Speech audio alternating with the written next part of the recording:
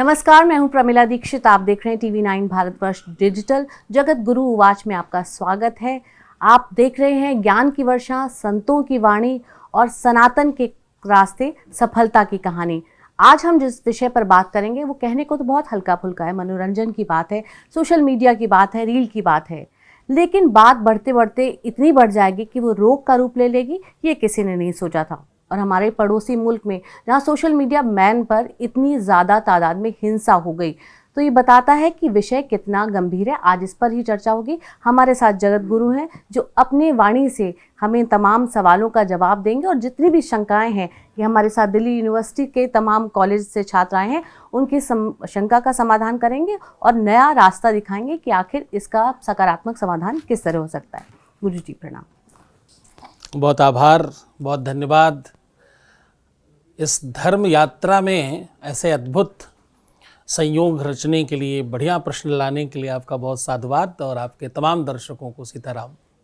गुरु जी, हम कहते ही हैं कि ज्ञान की वर्षा, संतों की वाणी और सफलता की कहानी, सनातन के रास्ते। और हमारे साथ जो आज यहाँ पर मेहमान हैं, ये बच्चे दिल्ली के अलग अलग कॉलेजों से आए हुए हैं, दिल्ली के अलग अलग जगह से आए हुए हैं।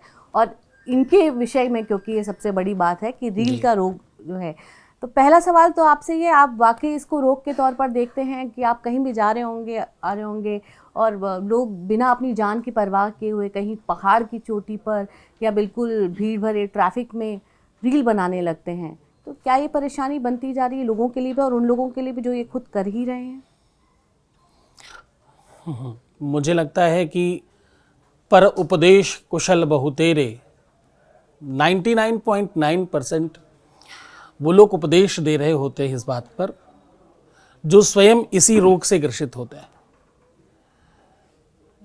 किसी भी विषय पर चर्चा तब बढ़िया होती, तब आप सर्वमान्य होती है, जब उस विषय के कुछ परसेंटेज एटलीस्ट उस धुरी से बाहर हों।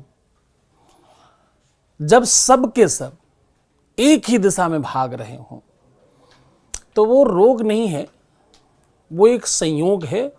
और उसके प्रति थोड़ी जागरूकता, थोड़ी सूझबूझ, थोड़ी जानकारी का अभाव हो सकता है कि जब आप किसी होड़ में दौड़ते हो तो उसमें कुछ गलतियां भी कर बैठते हो। ये एक समय है और ये मुझे लगता है विज्ञान काल है। धीरे धीरे शनै शनै विज्ञान हमारे मन मस्तिष्क से होता हुआ हमारे जीवन में प्रवेश कर रहा है। पहले जैसे वेद से विज्ञान था, अब विज्ञान से वेद की तरफ हम जा रहे हैं। तो इतिहास अपने आप को पुनः व्यवस्थित करता है। दुनिया का सबसे बड़ा रोग क्या कहेंगे लोग? दुनिया का सबसे बड़ा रोग क्या है? क्या कहेंगे लोग? लोगों का काम है कहना, कुछ तो लोग कहेंगे। लोगों के पास कोई काम धाम है नहीं। जो सबसे ज्यादा प्रवचन दे रहे हैं इस बात पर, वो स्वयं दिन रात 24 घंटा 24/7 रील देख रहे हैं अथवा बनाने के बारे में विचार कर रहे हैं। किसी भी सोच पर, किसी भी विचार पर सकारात्मकता और नकारात्मकता दोनों ही होते हैं। आप कैसे देखते हो? आप किस तरह से देखते हो? आप उस तबके को, उस पीढ़ी को जो भविष्य है, आप उसे गलत नहीं कह सकते। आपने उसे शिक्षित किया है, आपने उसे ज्ञान दिया है, आपने उसे पढ़ाया है। आपने एक तरफ आप शिक्षित करके, ज्ञानी बना करके सर्वश्रेष्ठ बनाना चाहते हो और दूसरी तरफ उसी को समझना, उसी को कहते हो कि बिल्कुल तुम नॉर्मल हो जाओ, अब अज्ञानियों की तरह वार्तालाप करो। तो दोनों पॉसिबल नहीं है। आप अंधेरा और उजाला एक साथ नहीं रख सकते। आपने नेपाल में हम जो देख रहे हैं, आप किस तरह से धृष्टता कर रहे हो? आप अपने ही बच्चों को मार रहे हो आतंकवादियों की तरह। आप गोली से भून रहे हो केवल इस वजह से कि उनकी ये गलती है कि वो रील बना रहे हैं। वो आपके अच्छे के लिए, आपके बुरे के लिए, आपकी किसी व्यवस्था को बताने के लिए उनको सिखाया किसने? ये सब कुछ बताया किसने? पहले आप दे रहे हो, फिर आप उनसे छीन रहे हो। हर चीज का अपना एक ढंग है, हर चीज का अपना एक तरीका है। मैं मानता हूं कि जो देखने को मिला वो बहुत अच्छा नहीं है, निंदनीय है। राष्ट्र धर्म, निज धर्म और स्वधर्म, इसका पालन होना चाहिए, ये अतीव आवश्यक है। जहां आप मंदिर की, मस्जिद की, गुरुद्वारे की, गिरजाघर की रखवाली करते हैं, उसकी सुरक्षा करते हैं, उसको हानि नहीं पहुंचाना चाहते, तो संसद भी धर्मस्थल है, राष्ट्र धर्म की का बड़ा मंदिर है। संसद जला दिया गया, राष्ट्रपति का घर जला दिया गया, प्रधानमंत्री का घर जला दिया गया, पूर्व प्रधानमंत्री की धर्मपत्नी जी को आहत किया गया, उनके प्राण चले गए। ये जो कुछ हुआ ये बहुत अच्छा नहीं है, ये बहुत बहुत निंदनीय है और बहुत बहुत दुर्भाग्यपूर्ण है। लेकिन इसके पीछे है कौन? उकसाया किसने? देखिए, आप उस ब्लड को जिसमें सबसे ज्यादा ब्लड प्रेशर है, जिसमें सबसे ज्यादा प्रेशर है, हर अवस्था के हिसाब से ब्लड प्रेशर की गति अलग होती है। आप उस अवस्था की ब्लड प्रेशर के साथ खिलवाड़ कर रहे हैं जिसमें सबसे अधिक होता है। तो कहीं ना कहीं मुझे लगता है कि सूझबूझ देने के बजाय हम जब अंकुश लगाने की कोशिश कर रहे हैं और गलत तरीके से अंकुश लगा रहे हैं, हम उन चीज़ों को हटाने की कोशिश कर रहे हैं जिसके बगैर जीवन संभव नहीं है। पहले आप हमारी आदत डाल रहे हो, पहले हमें कोई चीज़ दे रहे हो, फिर आप हमसे उसी चीज़ को छीन रहे हो। पहले आप कहते हो पढ़ो लिखो, होनहार बनो, समझदार बनो, सच्चाई के लिए कदम उठाओ, सच्चाई के लिए आवाज़ उठाओ और ऐसा करो वैसा करो, हम करें तो हम गलत हो गए। तो देखिए, व्यवस्था बनाने के लिए होती है। व्यवस्था किस लिए होती है? व्यवस्था बनाने के लिए होती है।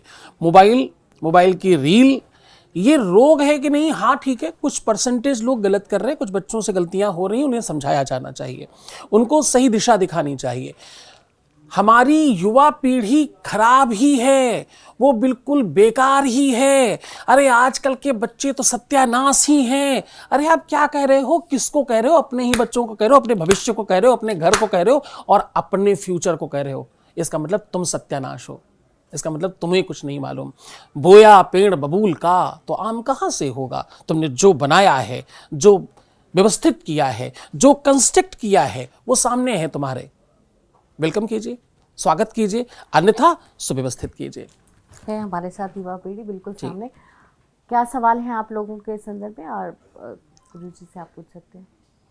मुझे आपसे पूछना है, जैसा कि आपने कहा कि हम लोग गलत कर या फिर हमारे जो उस पर अंकुश नहीं लगाना चाहिए, तो मुझे ये पूछना है कि फिर हम उन चीज़ों में बैलेंस कैसे बना सकते हैं? क्योंकि किसी भी चीज़ की मुझे लगता है अति बहुत बेकार है। मैं चाहती हूँ कि हम एक बीच का मार्ग निकालें। तो आपको क्या लगता है कि वो बीच का मार्ग कैसा होना चाहिए, हम बच्चों के लिए भी और हमारे माता पिता के लिए भी, जिससे हम एक सही जगह पर दोनों चीज़ के बीच में जहाँ हम बैलेंस कर सकें, दोनों चीज़ पर अग्री कर सकें बेसिकली। बहुत अच्छा। सबसे पहले तो इस बात को आपको समझना होगा कि आप जो भी कुछ करना चाहते हैं उसके लिए आपको सूझबूझ की आवश्यकता है। जब आपने जन्म लिया था तो आपको मम्मी पापा कहना भी नहीं आता था, आप किसी भी वस्तु का नाम भी नहीं लेना जानते थे, इवन आप कुछ नहीं जानते थे। शनय शनय धीरे धीरे आपको लर्न कराया गया। जो भी कुछ आप अर्न करना चाहते हो, जो चीज़ आप पाना चाहते हो, चाहे वो एजुकेशन हो, ज्ञान हो, शिक्षा हो, परंपरा हो, संस्कार हो, धन हो, वैभव हो, संपदा हो, तुम्हारी उन्नति हो, ग्रोथ हो, कोई भी चीज़ जो तुम अर्न करना चाहते हो, उसके लिए आपको लर्न करने की आवश्यकता है। बैलेंस बनाना काम किसका है? दिमाग का। किसका काम है? बैलेंस कहाँ से बनाते हो आप आंखें बंद करो, मैंने एक हाथ में आपके ठंडा कुछ रखा और एक हाथ में आपके गर्म कुछ रखा, आपको पता कैसे चलता है? दिमाग से। जिसका दिमाग शून्य कर दिया जाए पता चलेगा? नहीं पता चलेगा। आप जब सो जाते हो, अर्ध बेहोश अवस्था में होते हो, आपको कोई भी छू छा के निकल जाए, एक आध मच्छर आपको छू गया, छिपकली आपके पैर से निकल गई। समटाइम एक व्यक्ति मेरे पास कभी कोई आए, बोले गुरुदेव कल रात मेरे ऊपर से सांप निकल गया। आपको कैसे पता चला? बोले किसी और ने बताया। तो तुम उठे क्यों नहीं? बोले मैं तो सो रहा था ना, मुझे मालूम ही नहीं पड़ा। तुम्हें कुछ भी मालूम कैसे पड़ता है और तुम बैलेंस कैसे करते हो? तुम अपने दिमाग से बैलेंस करते हो। और दिमाग को नीड है लर्निंग की। कुछ भी बैलेंस करना है आपको पढ़ना पड़ेगा, आपको सीखना पड़ेगा। तो बड़ों का काम है सिखाना। सिखाइए, बताइए बच्चों ने जो सीखा है। कोई कहता मेरे बच्चे बहुत बेकार हैं, तो मुझे एक बुंदेलखंड का कि वो गारी याद आती है। महिलाएं बहुत गाती हैं हमारे यहाँ। बुंदेलखंड की तरफ जब मैं गया तो मैंने सीखा उसको। तो पहले तो वो लाइन आपको बता रहा हूँ। मोरे सैया बड़े है खराब है कि साधु नैया का वे दो। तो मुझे ये समझ ही नहीं आया क्या गा गए, क्या कह गए, क्या मतलब था इसका। बहुत समय बाद मुझे पता लगा कि जब तक आप कोई चीज़ सीखते नहीं हैं, आप जब तक कोई चीज़ समझते नहीं हैं, तब तक आप उस विषय का आनंद नहीं ले सकते। बच्चे अगर खराब हैं तो उसके पीछे हर हाल में माँ बाप का दोष है, क्योंकि उन्होंने जो सांचा बनाया उस सांचे में कहीं टेढ़ा मेढ़ा रह गया था, इसलिए कच्ची मिट्टी ने वैसा सेक ले लिया। और अगर अब गलती हो गई है, मान लीजिए सांचे में हम ढल गए हैं, तो उसको कैसे सुधारा जा सकता है? या फिर अगर हमें आगे, अगर अब पथ से भटक गए हैं, तो उस रास्ते पे फिर वापस कैसे आया जाए? अगर गलती रुलाती है तो राहें भी दिखाती है। मनुज गलती का पुतला है, वो अक्सर हो ही जाती है। जो गलती को न दोहराए वही इंसान होता है। गलतियों को दोबारा नहीं करना। हम उससे सीख ले लें तो वो गलती नहीं है, वो गलती गुरु है हमारी। हम गलतियों से तो सीखते हैं, हम सब गलतियों से तो बने हुए हैं। हम अगर अपनी गलती को रिपीट नहीं करने के लिए तैयार हो जाए तो आप विश्वास मानिए कुछ ही दिनों के बाद हमसे श्रेष्ठ कोई होगा ही नहीं, हमसे बेहतर कोई नहीं होगा। गुरुजी, लेकिन गलती से सीखने के लिए अगर बचे ही ना, क्योंकि पिछले दिनों इस तरह के बहुत सारे वाक़ये हुए जब लोगों ने बहुत रोमांच में एकदम किसी पहाड़ की चोटी से या नदी की धारा में छलांग लगा दी, या कोई एक ऐसा स्टंट करके दिखाने की कोशिश की कैमल पे जिससे उनकी जान चली गई। उनके लिए या उनके पीछे जो दर्द भोग रहे हैं, उनके लिए आपका क्या संदेश है? आप किसी भी शहीद का नाम जानती? किसी का भी शहीद का नाम आपको याद आता है जिन्होंने देश के लिए कुछ किया हो, शहीद हो गए हो, फांसी चढ़ गए हो? बिल्कुल। कोई नाम बताइए, कोई भी ऐसा आप लोग कोई बताओ, कोई नाम जिन्होंने फांसी चढ़ ली हो। शहीद भगत सिंह। भगत सिंह हुए। भगत सिंह की शहीदी से हमको क्या मिला? प्रेरणा। प्रेरणा मिली। गलतियां किसी से होती हैं, वो प्रेरणा है। उससे तो हो गई, उससे तो कुछ नहीं कर सकते। उनके पीछे जो लोग रह गए हैं उनको भी कुछ नहीं कर सकते। बस ये कर सकते हैं कि आज हमारे साथ जो हुआ है कल किसी के साथ नहीं हो, इसके लिए हम सौगंध उठाएं और उसके लिए प्रेरणा बनकर आगे काम करें। जीवन में कुछ भी हो जाना, सुख आना, दुख आना, तकलीफ आना, मुसीबत आना, सब संभव है, पर उससे सीख लेना और उससे सीख कर दूसरों को सिखाने निकल पड़ना, यही मनुष्य धर्म है। ये विश्व का सबसे बड़ा धर्म है।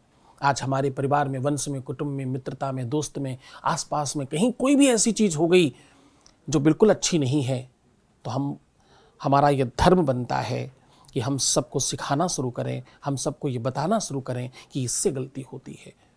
समटाइम हमारे पास फ़ोन आते हैं और केवल आवाज़ से ही बैंक खाली हो जाता है। कोई मैसेज आया और सब गड़बड़ हो गया। कोई भी ऐसा स्कैम आया तो हमारा धर्म क्या है? ज़्यादा से ज़्यादा लोगों तक बात पहुंचाए, आगे लोगों को पहुंचाएं भैया कि ऐसा ऐसा हो रहा है, गलत हो रहा है, हम फंस गए, कोई बात नहीं, अब तो गड़बड़ हो गया, पर आगे कोई ना फंसे। तो धर्म केवल मंदिर जाना नहीं है। धर्म केवल टीका लगाना, चंदन लगाना, पूजा करना, आरती करना, धूप बत्ती जलाना, प्रणाम करना, नमस्ते करना, फूल चढ़ाना, पत्ती चढ़ाना, अनुष्ठान करना, यज्ञ करना, माला करना, ये सभी केवल धर्म नहीं है। स्वधर्म का पालन करना भी धर्म है। हर व्यक्ति का अपना निजी स्वधर्म है। विद्यार्थी का विद्या के प्रति धर्म है कि वो पढ़ने आया है, वो सिर्फ और सिर्फ पढ़ाई पर फोकस करे, यही उसका धर्म है, यही उसकी पूजा है, यही उसका निजी स्वधर्म है, उसका वो पालन करे, वो करेगा तो लाभ पहुंचेगा। गुरुजी, आपने बोला कि बच्चों में अगर कोई कमी है तो वो माता पिता के उससे हुआ है, तो क्या माता पिता मना नहीं करते क्या? जैसे फ़ोन यूज़ करने के लिए मना करते हैं या कुछ भी वैसे गलत काम, बट अगर बच्चा फिर भी वो कर रहा है तो इसमें माता पिता की गलती कैसे हुई?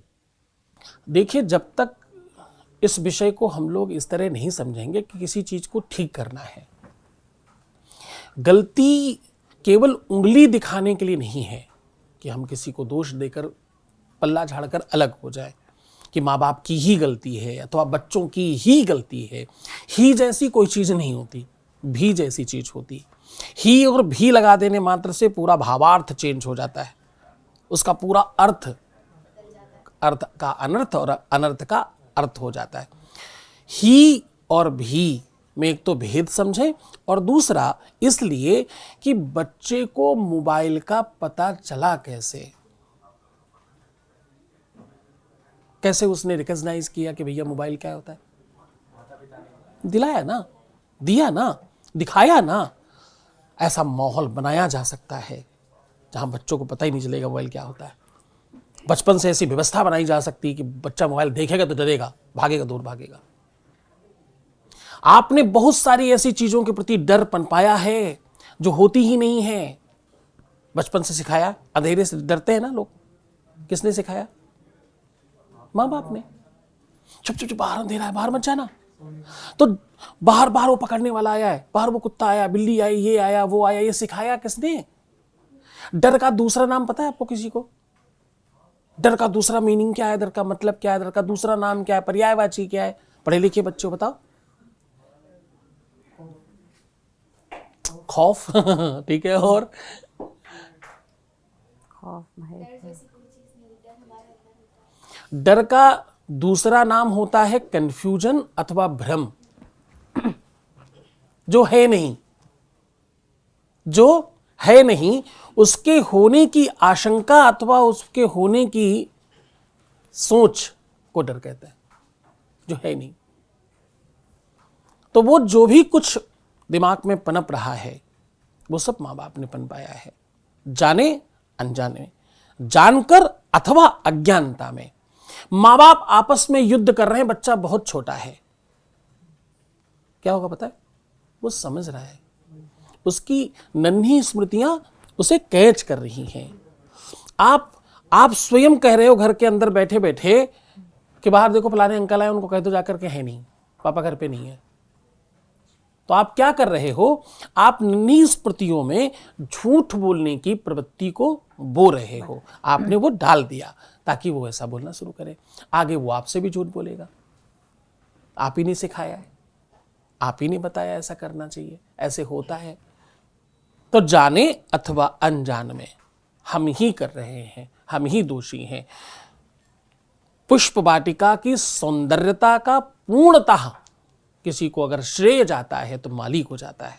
जैसा कि आज का हमारा विषय रील का रोग, तो मैं जानना चाहूँगा कि रील से काफ़ी अच्छी चीज़ें भी हुई है, कहीं की जानकारी कहीं पहुंच जाती है, और जो पहले के टाइम में प्रॉब्लम्स थी कि लोग अज्ञानता में थे, लोगों को नियम कानून नहीं पता थे, आज वो भी जागरूक हो रहे हैं। पर इसके चलते एक सबसे बड़ी परेशानी ये आ रही है कि जो नॉन क्रेडिबल लोग हैं या फिर जो असामाजिक तत्व हैं, वो अपना आडंबर और अपना सब कुछ गलत इन्फॉर्मेशन, कोई गलत कानून या कोई गलत सूचना पहुंचा रहे हैं। तो इसको हमें कैसे जागरूक होकर लोगों को बताना चाहिए, क्योंकि वो एक फ्रीडम टू स्पीच वाला प्लेटफॉर्म है और वहाँ कोई भी कुछ भी कह सकता है। तो ये मैं आपसे जानना चाहूँगा। बढ़िया प्रश्न है। दुनिया में कहीं पर भी अच्छाइयाँ और बुराइयाँ दोनों ही आपके सामने पसरी होती हैं, और हम हिंदुस्तानी तो वैसे ही बहुत प्रारब्धवान भाग्यशाली लोग हैं। यहाँ गर्मी, सर्दी, बरसात, तमाम तरीके के मौसम देखे हैं हमने।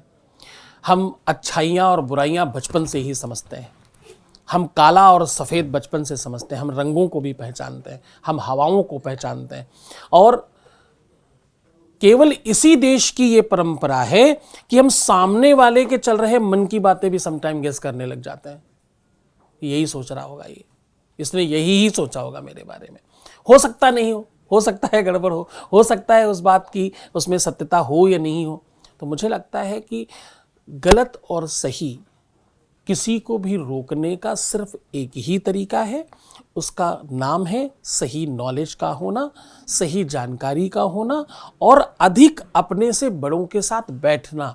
जितना बुजुर्गों के साथ आप बैठोगे, जितना अपने से ज्ञानियों के साथ बैठोगे, आपकी संगति कैसी होनी चाहिए, ज्ञानियों के साथ होनी चाहिए, बुजुर्गों के साथ होनी चाहिए। परस्पर समकक्ष आयु के लोगों के साथ बैठकर आप कुछ नहीं पाते।